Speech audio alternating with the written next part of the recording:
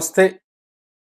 భారతదేశ రాజకీయాలను గత వారం రోజులుగా లేదా గత 10 రోజులుగా చాలా పెద్ద ఎత్తున ప్రభావితం చేస్తున్నటువంటి ఒక ప్రధానమైనటువంటి రాజకీయ చర్చనీయమైన అంశం ఏంటంటే వక్ఫ్ భూముల యొక్క సమస్య.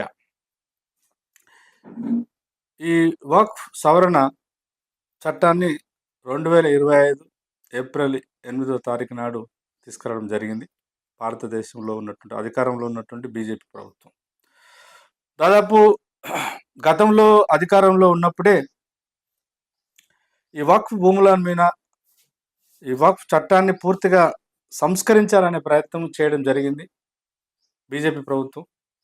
కానీ అప్పుడు సాధ్యం కాలేదు. ఇప్పుడు చివరికి రెండోసారి అధికారంలోకి వచ్చిన తర్వాత దాన్ని పూర్తిగా దాంట్లో ఉన్నటువంటి లోపాలను సవరిస్తూ ఒక రకంగా ఒక జాతీయ స్థాయిలో United Waqf management empowerment efficiency and development act 2025 అనే దాని పేరు మీద తీసుకురావడం జరిగింది. ఈ గతంలో ఉన్నటువంటి అంటే వాస్తవానికి నేను ఈ వక్ఫ్ అంటే ఏమిటి, దాని తర్వాత కాలంలో బ్రిటిష్ కాలంలో ఎట్లాంటి చర్చలు లేదా నిర్ణయాలు జరిగినాయి, గత పాలకులు చేసినటువంటి చట్టాలు ఏమిటి, వీటికి సంబంధించినటువంటి లాభ నష్టాలు లేదా ఉన్నటువంటి భావోద్వేగాలు ఏమిటి అనే దాని మీద కొంత లోతైన విశ్లేషణ చేసుకోవాల్సిన అవసరం ఉందేమో అనిపిస్తుంది. అయితే ఈ యాక్ట్ రావడం కోసం పార్లమెంట్లో మొన్న ఈ మధ్యలో దాదాపు 22 గంటల సుదీర్ఘ చర్చ జరిగింది. ఆల్మోస్ట్ అంతకుముందు ఉన్నటువంటి చట్టం ఏదైతే ఉందో 2013 ఈ వక్ఫ్ చట్టం మీద సవరణలు చేస్తూ కొత్త చట్టం వచ్చింది. కాబట్టి అసలు ఈ వక్ఫ్ భూముల సమస్య లేదా ఆస్తుల సమస్య భారతదేశంలో ఎందుకు ఒక రాజకీయ చర్చ అనే అంశంగా మారుతుంది? గతంలో మరి వీటి మీద చట్టాలు రాలేదా? గతంలో దీని మీద 1917-23లో కూడా బ్రిటిష్ వాళ్ళు కొన్ని చట్టాలు తీసుకొచ్చారు. ఆ తర్వాత స్వాతంత్రం సాధించిన తర్వాత కూడా 1954లో లేదా 55లో ఒక చట్టం వచ్చింది. ఆ తర్వాత 1995లో కూడా గతంలో ఉన్నటువంటి అనేక పరిమితులను, లోపాలను సవరిస్తూ కూడా చట్టాలు వచ్చినాయి. దాంట్లో ఉన్న లోపాలను సవరిస్తూ గతంలో ఉన్నటువంటి యూపీఏ ప్రభుత్వం, కాంగ్రెస్ ఆధ్వర్యంలో జరిగిన ప్రభుత్వం 2013లో కూడా చాలా సవరణలు, చాలా సంస్కరణలు తీసుకొచ్చిన మాట వాస్తవం. మరి అప్పుడు ఇన్ని సందర్భాల్లో వీటి మీద రాజకీయపరమైనటువంటి నిర్ణయాలు జరిగినప్పుడు ఇంత భయాందోళన, ఇంత రాజకీయ చర్చ లేకుండా ఇవాళ సడన్గా ఎందుకు వచ్చింది అనేటువంటిది కూడా ఒక ఆసక్తికరమైనటువంటి రాజకీయ పరిణామమే. అయితే ఈ వివరాల్లోకి వెళ్ళే ముందు కొంత వీటికి సంబంధించినటువంటి పూర్వపరాలు కూడా కొంత చర్చించడం లేదా వివరించడం అవసరం అనిపిస్తుంది. వాస్తవానికి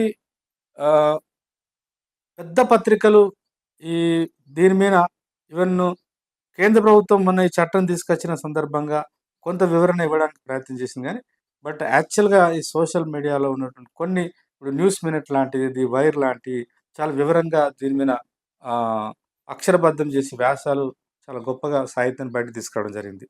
సో న్యూస్ మినిట్స్ ఒకటి, ది వైర్, ది ప్రింట్, తర్వాత ఇతర ప్రచార మాధ్యమాల్లో వచ్చినటువంటి అన్ని రకాల వీటిని అవగాహన కోసం నేను కూడా కొన్ని వీడియోస్ చూడడం జరిగింది. వాటన్నిటి నుంచి నేను అవగాహన చేసుకుని మీతో పంచుకోవడానికి ప్రయత్నం చేస్తున్నాను. ఇప్పుడు మొన్న చేసినటువంటి చట్టం చేసినప్పుడు ప్రభుత్వం ప్రకటించినటువంటి వివరాల ప్రకారం ఇవాళ భారతదేశంలో ఈ ఏదైతే ఆస్తి ఉందో వక్ఫ్ ముస్లింల యొక్క ఆధీనంలో ఉన్నటువంటి, వాస్తవానికి ఈ వక్ఫ్ అంటే ఏమిటి అనేది కూడా ఒక అవసరం, దాన్ని వివరించాలి ఇక్కడ. వాస్తవానికి ఖురాన్లో మరి దీనికి ఏమైనా అర్థం ఉందా అంటే ఖురాన్ బేస్గానే ముస్లిం ప్రజా సమూహం, ప్రజారాశులు వాళ్ళ జీవన విధానాన్ని అనుసరిస్తుంది కొన్ని వందల సంవత్సరాలుగా. అయితే వాస్తవానికి ఖురాన్‌లో ప్రత్యేకంగా ఈ పర్టిక్యులర్ వర్డ్‌కి సంబంధించినటువంటి వివరణ లేదు గానీ, దీని యొక్క సారాంశం ఏంటంటే, ఖురాన్ ప్రకారం ఖురాన్‌లో చాలా సందర్భాల్లో ప్రస్తావించినటువంటి సేవా దృక్పథము, ధర్మాలు, దానాలు లేదా మనం సంపాదనలో కొంత భాగం అభాగ్యులకు, అనాథులకు పంచాలనేటువంటి ఒక భావన ఖురాన్‌లో గూడా ఉంది. ఆ మాటకొస్తే ప్రపంచవ్యాప్తంగా వ్యవస్థీకృతమైన ప్రతి మతము, మతంలో భాగంగా ఈ చారిటీకి సంబంధించినటువంటి వివరణ ఉంటది. అట్లా ఇస్లాంలో గూడా ఈ ప్రస్తావన ఉంది. ఖురాన్‌లో గూడా ఈ ప్రస్తావన పరోక్షంగా ఉన్నమాట వాస్తవం. వక్ఫ్ అంటే ఏమిటి అనంటే,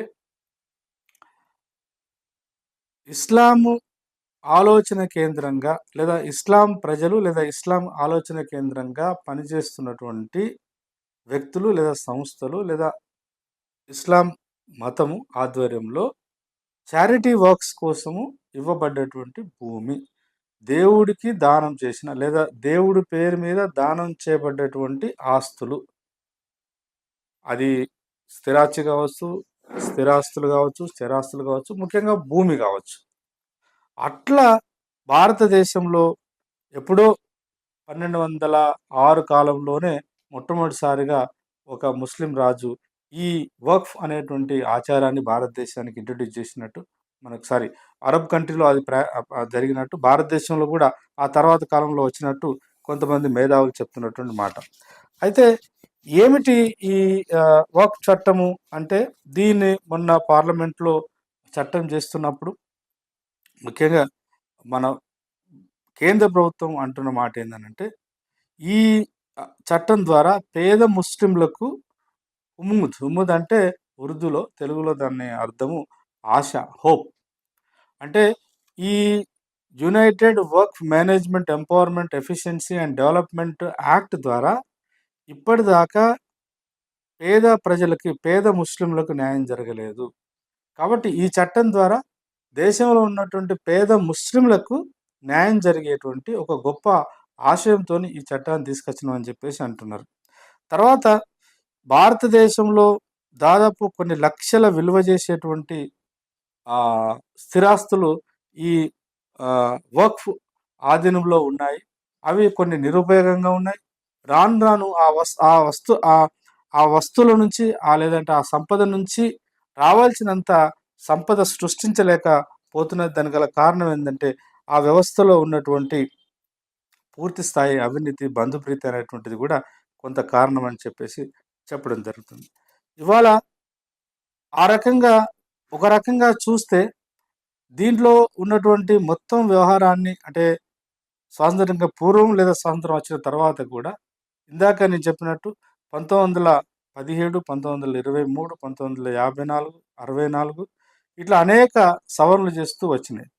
సెంట్రల్ వక్ఫ్ కౌన్సిల్ అనేటువంటిది సెంట్రల్ స్థాయిలో ఉంటుంది. అట్లాగే మనకు 1995 లేదా 2013 చట్టాలను అనుసరించి చూస్తే కేంద్ర స్థాయిలో ఈ వక్ఫ్ ఆస్తుల మీద వాటికి సంబంధించినటువంటి ఏదైనా చట్టపరమైన సమస్యలు వచ్చినప్పుడు పరిష్కరించడం కోసం సెంట్రల్ వర్క్ కౌన్సిల్ ఒకటి ఉంటుంది.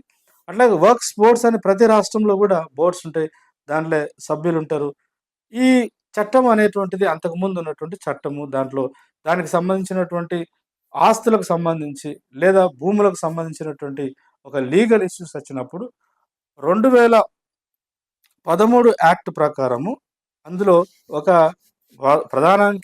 వాస్తవానికి కేంద్ర ప్రభుత్వం చెప్తున్న మాట ఏంటంటే, 2013 ఈ చట్ట ప్రకారం, వర్క్స్ చట్ట ప్రకారము దాంట్లో సెక్షన్ 40 అనేది చాలా అభ్యంతరకరంగా ఉంది. ఆ సెక్షన్ 40 అనేటువంటిది ఏమిటనంటే, వర్క్స్ భూముల మీద ఏదైనా వివాదం వచ్చినప్పుడు లేదా వ్యక్తులు కానీ లేదా ముస్లిమేతరులు కానీ ముస్లింలు అయినప్పటికీ సొంత ఆస్తిని కలిగి ఉండి ఆ సొంత ఆస్తి మీద వాటిని వర్క్ భూములుగా వాళ్ళు వర్క్ బోర్డు కనుక ఒక చట్టం తీసుకొస్తే దాన్ని ప్రశ్నించేటువంటి అవకాశం, దాని మీద లీగల్గా కొట్లాడి ఆస్తి నష్టపోకుండా మామూలు పౌరులకు అవకాశం లేకుండా 2095 లేదా 2013లో తీసుకొచ్చినటువంటి ఈ చట్టంలో ఆ లోపం ఉంది. కాబట్టి దాన్ని సవరించవలసిన అవసరం ఉంది. అందుకే ఈ కొత్త చట్టం తీసుకొస్తున్నామని చెప్పేసి ప్రధానమంత్రి మోడీ గారు గాని, తర్వాత అమిత్ షా గాని, తర్వాత మొత్తం ప్రభుత్వంలో భాగమైనటువంటి కేంద్ర ప్రభుత్వ అధికారులందరూ కూడా చెప్తున్నమాట వాస్తవం.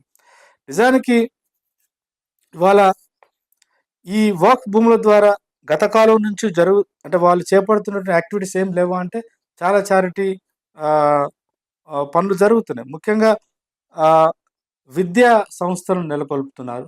ఈ వక్ఫ్ భూములను ఆధారం చేసుకొని ముస్లింల ఆధీనంలోనే పాఠశాలలు పెడుతున్నారు, కాలేజీలు పెడుతున్నారు, ఉన్నత విద్యా వ్యవస్థను కూడా నెలకొల్పుతున్నారు, యూనివర్సిటీస్ కూడా కొన్ని పెడుతున్నారు దేశంలో. తర్వాత చారిటీ వర్క్స్ జరుగుతున్నాయి, అట్లాగే సేవా కార్యక్రమాలు జరుగుతున్నాయి. ముఖ్యంగా ముస్లిం ప్రజలకు సంబంధించినటువంటి శ్మశాన వాటికలకు సంబంధించినటువంటి భూములు కూడా ఉన్నాయి. అయితే మరి దీన్ని ఎట్లా చరిత్రలో ఇది ఇంత బలంగా ఇన్ని లక్షల ఎకరాల భూమి వర్క్స్ ఆధీనంలోకి ఎందుకు వచ్చినాయంటే తప్పకుండా మధ్యకాలం అంతా కూడా ఈ దేశాన్ని ముస్లింలే పరిపాలించినారు, ముస్లిం రాజులు పరిపాలించినారు. భూమి మనసును సృష్టించినటువంటి సంపద కాదు. ఎవరు అధికారంలోకి వస్తే ఆ అధికారంలోకి వచ్చినటువంటి పాలకులు వాళ్ళకు నచ్చిన లేదా వాళ్ళకి ఇష్టమైనటువంటి వ్యవస్థలకు, సంస్థలకు, మతాలకు, చారిటీ ఆర్గనైజేషన్స్కు భూములను దారాదత్తం చేసినారు, దానం చేసినారు. వక్ఫ్ అంటేనే ఒక రకంగా ఒక దానం చేయబడ్డటువంటి ఒక ఆస్తి, అది భూమి కావచ్చు, ఇంకోటి కావచ్చు. అట్లా ఇస్లాము పట్ల గౌరవంతోని, ప్రేమతోని ఇస్లాం విస్తరణలో భాగంగా కూడా రాజులు కొన్ని వందల, వేల, లక్షల ఎకరాల భూములను కూడా మసీదుల కేంద్రంగా వాటికి దానదత్తం చేసినటువంటి మాట వాస్తవం. వ్యక్తులు చేసినారు, రాజుల రూపంలో చేసినారు, రాజ్యాల రూపంలో చేసినారు. సరే, మధ్యకాలం అయిపోయింది, మళ్ళీ బ్రిటిష్ వాళ్ళు వచ్చినారు. బ్రిటిష్ వాళ్ళు వచ్చిన తర్వాత కూడా 1913, 1917లో కూడా బ్రిటిష్ ఈ మొత్తం ఈ ల్యాండ్స్ మీద ఒక యాక్ట్ తీసుకొచ్చింది. వాళ్ళు కూడా దాన్ని సంపూర్ణంగా ప్రజల పరం ఏం చేయలే. ఆ తర్వాత బ్రిటిష్ వాళ్ళు కూడా మనకు స్వాతంత్రం వచ్చిన తర్వాత వాళ్ళు వెళ్ళిపోయినారు. మనకు స్వాతంత్రం వచ్చిన తర్వాత మొట్టమొదటిసారిగా నెహ్రూ ప్రభుత్వము 1954లో మొత్తంగా వీటన్నిటిని కూడా సెంట్రలైజ్ చేస్తూ సెంట్రల్ వర్క్ కౌన్సిల్ అనేదాన్ని ఒకదాన్ని ఏర్పాటు చేయడం జరిగింది. దాని ఆధ్వర్యంలో దేశవ్యాప్తంగా ఉన్నటువంటి ఈ ఆస్తుల నుంచి అభివృద్ధి కార్యక్రమాలు, సేవా కార్యక్రమాలు చేస్తూ మొత్తంగా ముస్లిం సమూహానికి కూడా ఆర్థికంగా అందులో ఉన్నటువంటి మధ్యతరగతి పేద ప్రజలకు ఉపయోగపడేటువంటి కొంత కార్యాచరణ చేయలేదంటే చేసిన మాట వాస్తవం. 64లో 65లో ఒక చట్టం తీసుకొచ్చినారు. చివరికి దాదాపు ఒక 35 సంవత్సరాల కాలం తర్వాత 95లో ఒక సమగ్రమైనటువంటి డీసెంట్రలైజేషన్ యాక్ట్ తీసుకొచ్చినారు. సెంట్రల్ వర్క్స్ కౌన్సిల్ ఉంటుంది.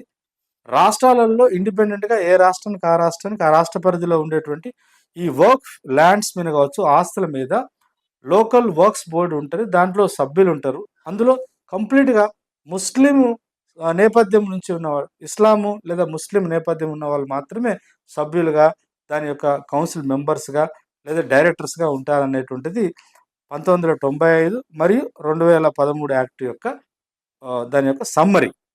ఇవాళ కేంద్ర ప్రభుత్వం వాదిస్తున్నటువంటి వాదన ఏంటంటే ఈ సమగ్రమైన చట్టంగా ఇదేం లేదు. భారతదేశం స్వాతంత్రం వచ్చిన తర్వాత కూడా ఈ 70 సంవత్సరాల లేదా 80 సంవత్సరాల కాలంలో గత పాలకులు వక్ఫ్ భూముల యొక్క చట్టాన్ని లేదా ఆ చట్ట నిర్మాణంలో చాలా లోపాలు ఉన్నాయి. ప్రధానంగా వాళ్ళు ఎత్తి చూపినటువంటి యాక్ట్ సెక్షన్ ఏంటంటే సెక్షన్ 40 అనేటువంటి వివాదాస్పదమైనటువంటిది. ఎందుకు దీనికి వాళ్ళు నిన్న చట్ట నిర్మాణం జరుగుతున్నప్పుడు కూడా అమిత్ షా గారు ప్రస్తావించినారు. తమిళనాడులో తిరుచిరపల్లి అనేటువంటి జిల్లాలో తిరుచుర్ అనేటువంటి గ్రామంలో రాజగోపాల్ అనేటువంటి ఒక 70 సంవత్సరాల వ్యక్తి ఆ గ్రామంలో చాలా మంది ఉన్నారు. ఆయన కుటుంబ అవసరాల కోసం తనకు సంబంధించిన భూమిని అమ్మకం కోసం ప్రయత్నం చేస్తుంటే వాళ్ళ దగ్గర ఉన్నటువంటి రెవెన్యూ అధికారులు తనకిచ్చినటువంటి సమాచారం ఏంటంటే 2022లోనే ఈ మొత్తం తిరుచి అనేటువంటి గ్రామం, అక్కడ ఉన్నటువంటి దాదాపు 370 ఎకరాల భూమి, అక్కడ ఉన్నటువంటి ఒక చాలా 1500 సంవత్సరాల క్రితంలో నిర్మాణమైనటువంటి ఒక టెంపుల్ ఇవన్నీ కూడా వర్క్ ల్యాండ్గా రిజిస్ట్రేషన్ అయినాయి. కాబట్టి నువ్వే కాదు, మీ గ్రామంలో ఎవరైనా ఆస్తులను అమ్మాలన్నా, కొనాలన్నా, దారదత్తం చేయాలన్నా, ఏది చేయాలన్నా కూడా మీ దగ్గర ఉన్నటువంటి వర్క్ కౌన్సిల్ నుంచి వర్క్స్ బోర్డు అనుమతి తీసుకొని చేయాలని చెప్పడము, అది పెద్ద సమస్య, ఒక రాజకీయ దుమారం లేపింది. అదే విషయాన్ని పార్లమెంట్లో కూడా అమిత్ షా గారు ప్రస్తావించినారు. ఇది ఏంటి సెక్షన్ 40 అనంటే, సెక్షన్ 40 ఎందుకు వివాదాస్పదమైనటువంటిది అనంటే, అక్కడ సెక్షన్ 40 ప్రకారము ఒకసారి వ్యక్తులుగా దాన ధర్మాలు చేయడం ద్వారా కావచ్చు, లేదంటే రెవెన్యూ వ్యవస్థ పూర్తి స్థాయిలో ఇప్పుడున్నటువంటి వ్యవస్థ అంటే రిజిస్ట్రేషను, మ్యుటేషను ఇవన్నీ రాకముందుకు కేవలం వర్క్ బై లా అనేటువంటి ఈ ఆచరణ ఉన్నప్పుడు కావచ్చు, రాజులు ఇచ్చిన భూములు కావచ్చు, వీటన్నిటిని కూడా ఈ సెక్షన్ 40 ఏమంటుందంటే 2013 యాక్ట్ ప్రకారము సెక్షన్ 40లో ఉన్న లోపం ఏంటంటే, వర్క్ అధికారులు లేదా బోర్డు ఒకసారి ఒక భూభాగాన్ని అది వర్క్ ల్యాండ్గా డిక్లేర్ చేసిన తర్వాత వ్యక్తులు కానీ, సంస్థలు కానీ, ప్రభుత్వాలు కానీ తిరిగి మళ్ళీ అది హైకోర్టులో కానీ, సుప్రీంకోర్టులో కానీ, చట్టసభల్లో కానీ వాటి మీద విచారణ చేపట్టడానికి కానీ, వాటి మీద ఏ రకమైనటువంటి పునఃపరిశీలన చేయడానికి కానీ అవకాశం లేదు, ఆస్కారం లేదు. చేస్తే ఆ సంబంధిత రాష్ట్రాలు లేదా దేశ స్థాయిలోనైతే వర్క్ సెంట్రల్ కౌన్సిల్ కానీ, రాష్ట్రాలు అయితే వర్క్స్ బోర్డు మాత్రమే వాటి మీద విచారణ చేపట్టి దాంట్లో న్యాయ అన్యాయాలు నిర్ణయించే ఆస్కారం ఉంటుంది తప్ప, రాజ్యాంగబద్ధంగా కోర్టులు కానీ, పోలీస్ వ్యవస్థ కానీ, పాలకులు కానీ, కలెక్టర్ కానీ, ఇంకోరు కానీ, మరోరు కానీ దాంట్లో ప్రమేయం కల్పించుకునేట్టు ఆస్కారం లేదని చెప్పేసి దాన్ని సవరిస్తూనే ఈ చట్టం వచ్చిందని చెప్పేసి చెప్తున్నారు. అయితే నిజమే, ఈ చట్టాన్ని మేరకు దాన్ని సవరించవలసిన అవసరం ఉంది. నిజంగా ఇవాళ 2025లో కేంద్ర ప్రభుత్వం, బీజేపీ ప్రభుత్వం తీసుకొచ్చినటువంటి ఈ మొత్తం యూనిఫైడ్ వర్క్ యాక్ట్ లేదా చట్టం ఏదైతే ఉందో, ఇది నిజంగా కేవలము సెక్షన్ 40 అండ్ సెక్షన్ 107ను సవరిస్తూ మాత్రమే ఈ చట్టం వస్తే భారతదేశంలో ఉన్నటువంటి ముస్లింలలో ఉన్నటువంటి పేద ముస్లింలు, మధ్యతరగతి ముస్లింలు నిజంగా గొప్పగా హర్షించే వాళ్ళేమో. అదే కాకుండా చట్టంలో లోపాలను సవరించినప్పుడు ఆ చట్టం మరింత మెరుగైన చట్టంగా వస్తున్నప్పుడు కులాలకు, మతాలకు అన్నిటికీ అతీతంగా ఆ చట్టాలను ఆహ్వానించేటువంటి ప్రజారాశులు చాలా ఉన్నాయి. మరి వాస్తవానికి ఏంటంటే ఇంకొక వివరణ ఏంటంటే, సచార్ కమిటీ రిపోర్ట్ కూడా భారతదేశంలో ఉన్నటువంటి మొత్తము ఈ వర్క్ ల్యాండ్ని, ఆస్తులను కనుక ప్రాపర్గా వాడితే ప్రతి సంవత్సరము 12,000 కోట్ల రూపాయల ధనాన్ని వర్క్ ల్యాండ్ ద్వారా సమకూర్చుకోవచ్చు. తద్వారా చాలా చారిటీ కార్యక్రమాలు చేపట్టవచ్చు. ముఖ్యంగా పేదరికం, తర్వాత విద్యా లేమిని మనం నిర్మూలించవచ్చు అని చెప్పేసి ఆయన అభిప్రాయపడడం జరిగింది. కానీ వాస్తవానికి చూస్తే 12,000 కోట్ల రూపాయల ఆదాయం సమకూర్చుకోగలిగే శక్తి సామర్థ్యాలు, ఆస్తులు ఉన్నటువంటి ఈ వర్క్ కౌన్సిల్ కావచ్చు, వర్క్ బోర్డులు కానీ ఆచరణలో దేశవ్యాప్తంగా చూసుకుంటే మొన్న 2022-23లో కేవలం 124 కోట్లు మాత్రమే ఆస్తిని చూపించడం జరిగింది, సంపద రాబడిని. ఇప్పుడు 2024లో చూస్తే అది కాస్త 14 కోట్లకు మాత్రమే పరిమితమైంది. దాన్ని బట్టి ఏమర్థమవుతుంది, ఈ వర్క్ ల్యాండ్ని లేదంటే ఈ ఆస్తులను నిర్వహించేటువంటి పెద్దవాళ్ళు ఎవరైతే ఉన్నారో ఆ బోర్డులో ఉన్నటువంటి సభ్యులు, కౌన్సిల్ మెంబర్సు, డైరెక్టర్సు, ఇతర మత పెద్దలందరూ కూడా ఖచ్చితంగా అక్కడ అవినీతి, బంధుప్రీతికి, అవినీతికి పాల్పడుతున్నారు అనేది అర్థమవుతుంది. వీళ్ళు కేంద్ర ప్రభుత్వం ఏంటంటే అట్లాంటి అవకాశం లేకుండా ఈ చట్టం ఇటు నిజమైనటువంటి వర్క్ ల్యాండ్ని ఆస్తుల్ని పరిరక్షిస్తుంది. దాంట్లో కొన్ని కొత్త ప్రయోగాలు, కొత్త చట్టంలో కొన్నిటిని మేము ఇంక్లూజివ్గా తీసుకొచ్చినాము చట్టాలలో. ఆ చట్టంలో చాలా ఇంక్లూజివ్ మార్క్స్ తీసుకొచ్చినాము. దాని ద్వారా పేద ప్రజలకి, మధ్యతరగతి ప్రజలకు ఒక రకమైనటువంటి ఆశ చిగురించే ఆస్కారం ఉందని చెప్పేసి ఇవాళ కేంద్ర ప్రభుత్వం చెప్తుంది. నిజంగా ఈ చట్టంలో అన్ని లోపాలే ఉన్నాయా, అసలు ఏ మాత్రము మంచి లేదా అని అంటే ప్రధానంగా ఒక 2-3 అంశాలు ఉన్నాయి. అదేంటంటే ప్రధానంగా పాజిటివ్ అంశాలు ఏంటంటే అందులో ఇప్పుడు రాష్ట్ర స్థాయిలో కానీ లేదా దేశ స్థాయిలో కానీ అక్కడ ఉండేటువంటి దేశ స్థాయిలో అయితే వర్క్ కౌన్సిల్ సెంట్రల్ కౌన్సిల్లో ఇద్దరు ముస్లిం మహిళలకు అవకాశం కల్పిస్తున్నారు. అది ఆహ్వానించే పరిణామే. తర్వాత ఇందాక నేను ప్రస్తావించినట్టు సెక్షన్ 40ని అట్లాగే సెక్షన్ 107ను పూర్తిగా తొలగించి ఇప్పటి నుంచి ఈ కొత్త చట్టం ద్వారా ఎక్కడైనా అంతకుముందు వర్క్ బోర్డు కానీ లేదంటే వర్క్ కౌన్సిల్ కానీ వ్యక్తుల యొక్క లేదా సంస్థల యొక్క వ్యక్తిగత భూములు కానీ ఆస్తులు కానీ అది వర్క్ బోర్డు ఆస్తులుగా నిర్దేశించి చేస్తే దాన్ని కోర్టులో అప్పీల్ చేసుకోవడానికి అవకాశం కల్పించడం జరిగింది.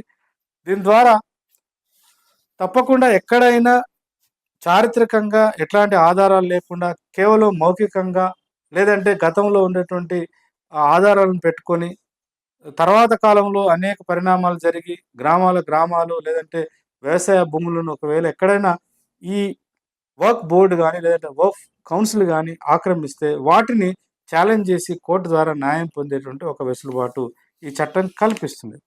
కానీ వాస్తవానికి ముస్లిం సమాజం నుంచి ఎందుకు ఇంత భయాందోళన వస్తుంది అనేటువంటిది కూడా చాలా ప్రధానమైన అంశం.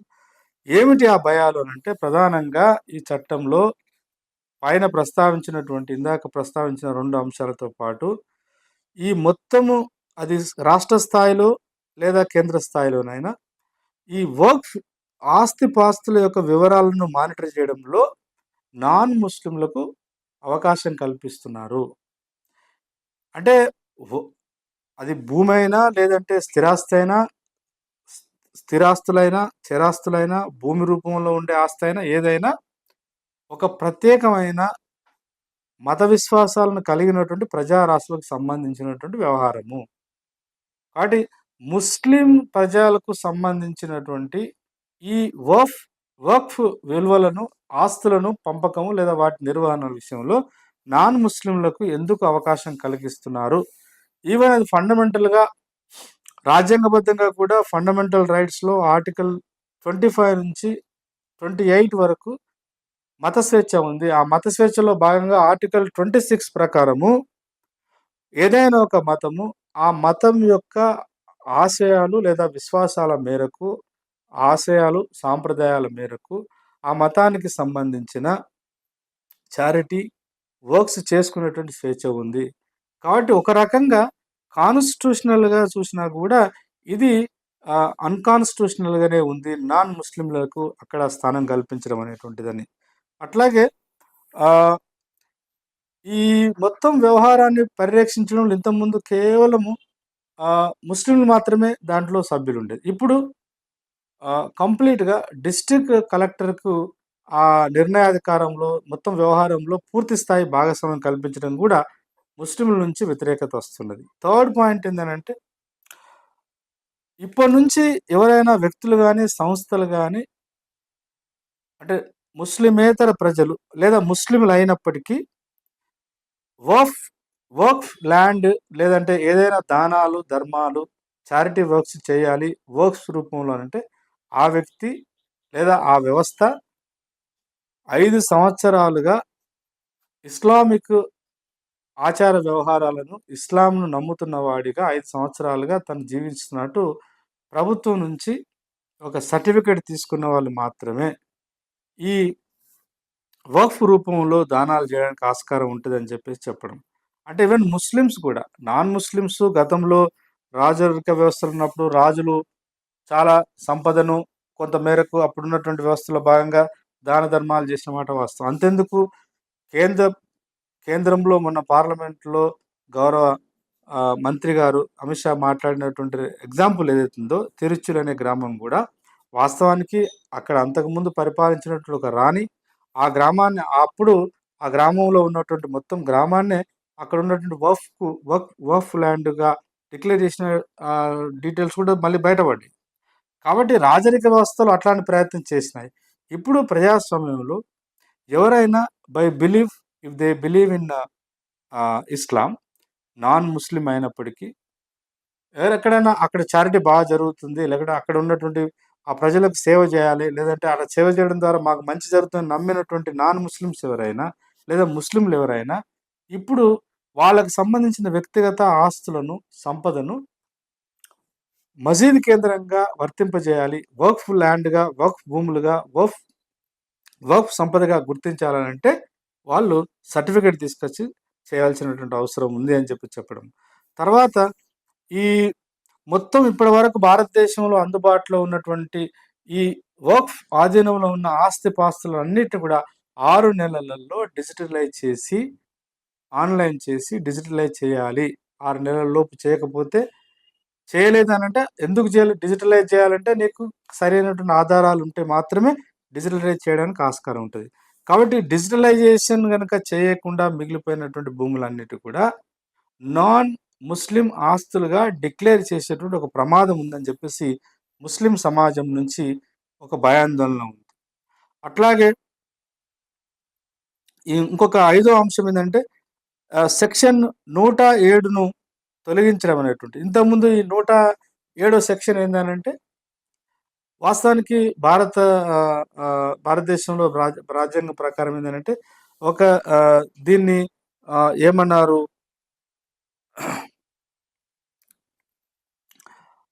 12 సంవత్సరాలు గనక ఎవరైనా ఒక వ్యక్తి, ఒక సంస్థ, ఒక ఆస్తిని లేదంటే ఒక సంపద మీద కంటిన్యూస్‌గా 12 సంవత్సరాలు ఆదిమాసిలో గనక ఉంటే, ఆధీనంలో ఉంటే అది ఆ వ్యక్తికి సంబంధించినటువంటి ఆస్తిగా, భూమిగా డిక్లేర్ చేసేటువంటి ఒక వెసులుబాటు రెవెన్యూ యాక్ట్‌లోనే మనకు ఉంది భారతదేశంలో.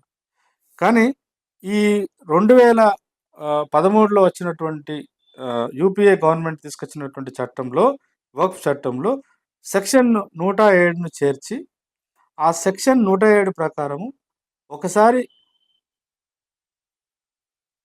వక్ఫ్ ల్యాండ్‌గా డిక్లేర్ చేసిన తర్వాత అంతకుముందు వేరే వాళ్ళ ఆధీనంలో ఉన్న ఆస్తి అయినా కూడా దాన్ని తిరిగి మళ్ళీ దాన్ని ఛాలెంజ్ చేసేటువంటి ఆస్కారం లేకుండా 2013 చట్టంలో ఉండే. దాన్ని పూర్తిగా తొలగించి ఎవరైనా వక్ఫ్ ఆధీనంలో లేదంటే దాని చుట్టుపక్కల ఉన్నటువంటి భూమి మీద లేదంటే ఆస్తుల మీద కొంతకాలం వాళ్ళ ఆధీనంలో ఉంటే దీన్ని తొలగించడం ద్వారా ఇప్పుడు ఈ మొత్తం వక్ఫ్ ల్యాండ్ మీద ఆయా ప్రాంతాలలో లీగల్ లిటిగేషన్ ఉన్నటువంటి అన్ని భూములన్నీ కూడా ముస్లిమేతర ప్రజలకు లేదంటే ఇతర ప్రభుత్వాలకు పోయేటువంటి ప్రమాదం ఉంది. ఆ రకంగా కొన్ని వేల లక్షల కోట్ల రూపాయల విలువ చేసేటువంటి వందలాది ఎకరాలు ముస్లిమేతర వాళ్ళ చేతుల్లోకి వెళ్ళేటువంటి ఒక ప్రమాదం ఉందని చెప్పేసి ముస్లింలు బాధపడుతున్నారు, భయపడుతున్నారు. తర్వాత చివరిది 6వ అంశం ఏంటంటే ఈ వర్క్స్ బోర్డులో అంటే న్యాయ విచారణకు సంబంధించిన వ్యవహారాలు జరుగుతున్నప్పుడు ఈ ల్యాండ్ లిటిగేట్‌కి సంబంధించిన వ్యవహారంలో ఉన్నప్పుడు కేవలం అంతకుముందు బోర్డు చైర్మన్ లేదా జడ్జితో పాటు ఇప్పుడు జాయింట్ సెక్రటరీ స్థాయి ప్రభుత్వ అధికారి కూడా ఉంటాడు అనేటువంటిది పెట్టడం జరిగింది. ఒకటేమో బోర్డులో, కౌన్సిల్‌లోనే నాన్ ముస్లింలు పెడతామని చెప్తున్నారు. తర్వాత న్యాయ విచారణ జరుగుతున్నప్పుడు not less than joint secretary స్థాయి అధికారి అక్కడ అందులో భాగస్వామి అవుతాడని చెప్పడం కూడా చాలా మేరకు ముస్లిం సమూహం నుంచి ఒక భయాందోళన, వ్యతిరేకత వస్తుంది. వాళ్ళు పెడుతున్నటువంటి చర్చ ఏంటంటే కేవలం ముస్లిం ప్రజలకు సంబంధించినటువంటి మతానికి లేదా మతంతో అనుబంధంగా ఉన్నటువంటి ఆస్తుల మీద, భూముల మీద చేసిన చట్టంలోనే నాన్ ముస్లిమ్స్‌ని ఎట్లయితే ముస్లింలకు సంబంధించినటువంటి ఆస్తుల వ్యవహారంలో కూడా నాన్ ముస్లింలు భాగస్వామ్యం అవుతారని చెప్తున్నారు. మరి అట్లాంటప్పుడు దేశంలో ఒక ముస్లిం మతమే లేదు కదా! క్రిస్టియానిటీ ఉంది, హిందూ మతం ఉంది, సిక్కులున్నారు, జైనులున్నారు, బౌద్ధులున్నారు. మరి వీళ్ళకి సంబంధించినటువంటి ధార్మిక కార్యక్రమాల కోసం వాళ్ళ ఆధీనంలో కూడా లక్షల కోట్ల రూపాయల విలువ చేసేటువంటి ఆస్తులున్నాయి, భూములున్నాయి. మరి వాటికి సంబంధించినటువంటి దగ్గర ఎందుకు ఒక ఉదాహరణకు హిందూ రిలీజియన్ ఎండోమెంట్ యాక్ట్ ఉంది. ఎండోమెంట్ యాక్ట్‌లో నాన్ హిందూస్‌కి ఎందుకు పర్మిషన్ లేదు? ఇవ్వరు కదా అక్కడ. కేవలం ఆస్తుల యొక్క తగాదాలు నిర్ణయించడమే కాదు, ఈవెన్ ధార్మికమైనటువంటి విధానాలను కూడా నిర్వహణలో కూడా నాన్ హిందూస్‌కి అవకాశం లేదు. ఉదాహరణకు టీటీడీ గాని, లేకపోతే ఇప్పుడు తెలంగాణలో మనకు యాదగిరి టెంపుల్ ఇట్లాంటి ఎండోమెంట్ సంస్థలు ఏర్పడుతున్నాయి. అంటే ఎందుకు ముస్లింల యొక్క ఆస్తుల మీద, ముస్లింల యొక్క సంపద మీద కక్షగట్టి ఈ చట్టం తీసుకొస్తున్నారనేటువంటిది ఒక వాదన వస్తుంది. ప్రధానంగా అసదుద్దీన్ ఓవైసీ లాంటి ఎంపీ, అట్లాగే ఆల్ ఇండియా ముస్లిమ్స్ ఆర్గనైజేషన్స్ కొన్ని సుప్రీం కోర్టులో కూడా అప్పీల్ చేయడం జరిగింది. వాళ్ళు చేస్తున్నటువంటి వాదన ఏందంటే, ఈ ఏదైతే ప్రభుత్వము అగైన్స్ట్ ది కాన్స్టిట్యూషనల్ స్పిరిట్, ఒక ముస్లిము మత వ్యవహారంతో ముడిపడి ఉన్నటువంటి ఈ వక్ఫ్ చట్టంలో నాన్ ముస్లింలకు ప్రాధాన్యత కల్పించడం ఎంతవరకు చట్టబద్ధత, రాజ్యాంగ మౌలిక స్వరూపానికి అది వ్యతిరేకం కాదా అని చెప్పడం. అట్లాగే ఈ భూముల, ఈ ఆస్తుల యొక్క వ్యవహారంలో నిర్ణయాధికారం కూడా కల్పించడంలో ప్రభుత్వం అధికారులను చొప్పించడం అనంటే రిలీజియస్ యొక్క ఫ్రీడాన్ని కూడా అది దెబ్బతీసినట్టు కాదా అని చెప్పడం. లేదా దాన ధర్మాలు చేయాలంటే ఖచ్చితంగా తను ముస్లిం అని నిరూపించుకోవాలని, 5 ఇయర్స్ నుంచి తను ముస్లింగా తన జీవితాన్ని కొనసాగిస్తున్నట్టు నిరూపించుకోవాలని, ఒక చట్టబద్ధమైనటువంటి ఒక పత్రాన్ని సమర్పించాలని, ఒక నిబంధనను, ఒక కండిషన్ పెట్టడము ఎంతవరకు అది వ్యక్తి యొక్క మత స్వేచ్ఛకు, వ్యక్తి యొక్క రైట్ టు ఈక్వాలిటీకి అది ఎంత మేరకు అది సరిపోతుందని చెప్పేసి ఇట్లాంటి దాని మీద కొంత అప్పీల్కి పోవడం కూడా జరిగింది. సుప్రీంకోర్టు కూడా ఫిబ్రవరి 15వ తారీఖు నాడు ఈ అప్పీల్స్ మీద ఒక విచారణ కూడా చేపట్టేటువంటి ఆస్కారం ఉంది. చూడాలి మరి, బహుశా సుప్రీంకోర్టు ఇచ్చేటువంటి ఆ వివరణ, దాని ఇంటర్వెన్షన్, ఇవాళ కేంద్ర ప్రభుత్వం తీసుకొచ్చినటువంటి 2025 చట్టం, వక్ఫ్ చట్టంలో ఏమైనా లోపాలు ఉన్నాయంటదా, లేదంటే కొన్నిటిని సవరించమని చెప్తుందా, ఏం జరగబోతుంది అనేది ఆసక్తికరంగా మారింది. మొత్తం మీద అయితే గతంలో 1995 మరియు 2023 వక్ఫ్ యాక్ట్‌లో ఉన్నటువంటి సెక్షన్ 40 అండ్ సెక్షన్ 107 ఈ రెండిటిని ఏకరువు పెట్టి మొత్తంగా ముస్లింల యొక్క మత స్వయం ప్రతిపత్తిలో ముస్లిమేతరుల యొక్క భాగస్వామ్యం పేరు మీద సిద్ధాంతపరంగానే ముస్లింలకు వ్యతిరేకంగా రాజకీయంగా నిలబడ్డటువంటి బీజేపీ పార్టీ కావాలనే ముస్లింల యొక్క ఆర్థిక సంపద మీద ధ్వంసం, ఒక రకంగా యుద్ధం ప్రకటించినట్టే అని చెప్పేసి చెప్తున్నటువంటి మాటలు నిజమా? లేదంటే ఈ చట్టంలో ఈ సవరణలు పెడుతూ ఈ ఏవైతే ముస్లింల నుంచి వస్తున్నటువంటి భయాందోళనలు తొలగించడానికి కేంద్ర ప్రభుత్వము మళ్ళీ దీన్ని సవరించవలసిన అవసరం ఉందా అంటదా సుప్రీంకోర్టు? ఇవాళ అత్యున్నత న్యాయస్థానం యొక్క అభిప్రాయం మీద మళ్ళీ ఈ చట్టం యొక్క ప్రాసంగికత నిలబడి ఉంటుందని చెప్పేసి భావించవలసి వస్తుంది. ఇప్పటికైతే ఇప్పుడు ఒక రకంగా గతంలో ఉన్నటువంటి లోపాలను సవరించడం వరకు ఈ చట్టంలో ఆహ్వానించక పరిణామం అయినప్పటికీ, నిజంగా మరి ముస్లింలందరికీ, ముస్లిం ప్రజలందరికీ ఒక ఆశను కల్పించిందా, భయాలను కల్పించిందంటే ప్రస్తుతం అందుబాటులో ఉన్నటువంటి ముస్లిం సమాజం నుంచి వస్తున్నటువంటి అలజడి, ఆందోళన చూస్తే ఆశ కంటే భయాలనే ఇది ఎక్కువ కల్పిస్తున్నట్టు కనబడుతుంది. మరి సుప్రీంకోర్టు కనుక ప్రాపర్‌గా ఒక న్యూట్రల్ స్టాండ్‌తోని కేవలం రాజ్యాంగంలో ఉన్నటువంటి మౌలిక స్వరూపాన్ని పరిగణలోకి తీసుకొని ఆర్టికల్ 26ను ఆర్టికల్ 25 నుంచి 28 వరకు కనుక పరిగణలోకి తీసుకొని ఆర్టికల్ 26ని కనుక పరిగణలోకి తీసుకుంటే బహుశా ఇక్కడ నాన్ ముస్లిమ్స్ ఎంట్రీ, అట్లాగే జాయింట్ సెక్రటరీ స్థాయి లాంటి ఉద్యోగస్తుల యొక్క ప్రమేయము, ఇట్లాంటి వాటిని తొలగించమని కూడా బహుశా కేంద్రానికి ఒకవేళ సుప్రీంకోర్టు సూచించే అవకాశం ఉన్నట్టు తెలుస్తుంది. అట్లాగే ఆర్టికల్ 14 రైట్ టు ఈక్వాలిటీ అనేటువంటిది మతం పేరు మీద కానీ, కులం పేరు మీద కానీ, జాతి పేరు మీద కానీ, లింగ వివక్షత పేరు మీద కానీ సమానత్వాన్ని ఏ వ్యక్తికి కూడా ఇండియన్ సిటిజన్కి నిరాకరించడానికి వీల్లేదు. కాబట్టి బహుశా ఆ ఆర్టికల్ 14 అండ్ ఆర్టికల్ 26 ఈ రెండింటిని కేంద్రంగా చేసుకొని చూసినప్పుడు ఇక్కడ ముస్లింల నుంచి వస్తున్నటువంటి కొన్ని భయాలు ఏవైతే ఉన్నాయో వాటిని ఒక రకంగా పరిష్కరించుకునేటువంటి దిశ వైపు కేంద్ర ప్రభుత్వానికి సలహా సూచన ఏమైనా చేస్తుందా, లేదంటే పూర్తిగా ఇది కాన్స్టిట్యూషనల్ యొక్క బేసిక్ స్ట్రక్చర్కు పూర్తిగా భిన్నంగా ఉంది కాబట్టి దీన్ని రద్దు చేస్తామని అంటదా? ఒకవేళ అట్లా అయితే మరి ఇతర మతాల యొక్క వ్యవహారంలో కూడా మరి ఇతర ఇతర ఉదాహరణకు హిందూ, క్రిస్టియన్, ఇతర జైన, సిక్కు ఇట్లాంటి దాంట్లో కూడా మరి మతేతరుల యొక్క ప్రమేయాన్ని కల్పించడానికి మరి పాలకులు సిద్ధంగా ఉన్నారా అనేటువంటి ఇట్లాంటి క్వశ్చన్స్ కూడా మరి కోర్టు నుంచి వచ్చేటువంటి ఆస్కారం ఉంది. చూద్దాం, వేచి చూద్దాం ఏం జరుగుతుందో. మొత్తం మీద అయితే దీనికి సంబంధించినటువంటి సమాచారము ఇంకా మీరు దీనికి దీనిపైన మీ అభిప్రాయం ఏమైనా ఉంటే మీరు కామెంట్ బాక్స్లో మీ అభిప్రాయం రావాల్సిందిగా కోరుతూ సెలవు.